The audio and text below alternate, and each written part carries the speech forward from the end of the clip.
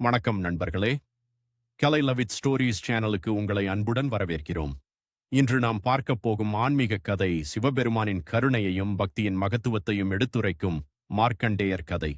முனிவர் மிருகண்டு மற்றும் அவரது மனைவி மருத்வதி நீண்ட காலம் குழந்தை இல்லாமல் வருந்தினர். அவர்கள் சிவபெருமானை மனமுருகி தவம் செய்தனர். சிவபெருமான் அவர்களுக்கு காட்சி தந்து 2 வரங்களை அளித்தார்.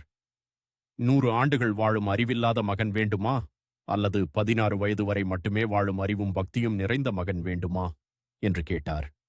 அவர்கள் 2வது வரத்தையே தேர்ந்தெடுத்தனர். அவ்வாறு பிறந்த குழந்தையே மார்க்கண்டேயர். சிறுவயதிலிருந்தே மார்க்கண்டேயர் சிவபெருமானின் தீவிர பக்தராக வளர்ந்தார். ஒவ்வொரு நாளும் சிவலிங்கத்திற்கு அபிஷேகம் செய்து ஓம் நம சிவாய என பக்தியுடன் ஜெபித்தார். அவரது பக்தியை பார்த்த அனைவரும் வியந்தனர்.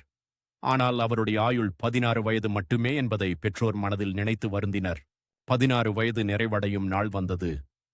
யமதர்மன் தனது பாசக்கயிறுடன் மார்க்கண்டேயரின் உயிரை எடுக்க வந்தார். அந்த நேரத்தில் மார்க்கண்டேயர் சிவலிங்கத்தை கட்டிப்பிடித்து முழு மனதுடன் ஓம் நம சிவாய என்று பிரார்த்தித்தார். யமனின் பாசக்கயிறு சிவலிங்கத்தின் மீதும் விழுந்தது. உடனே சிவபெருமான் லிங்கத்திலிருந்து வெளிப்பட்டு யமனை தடுத்து நிறுத்தினார். என் பக்தனை நான் காப்பாற்றுவேன் என்று அருள் புரிந்தார். மார்க்கண்டேயருக்கு நீண்ட ஆயுளும் என்றும் இளமையும் அருளினார். இந்த கதை நமக்கு சொல்லும் செய்தி என்ன? உண்மையான பக்தி, நல்லொழுக்கம், இறைவன் மீது உறுதியான நம்பிக்கை ஆகியவை மனிதனை உயர்வாக வாழ வழிநடத்துகின்றன.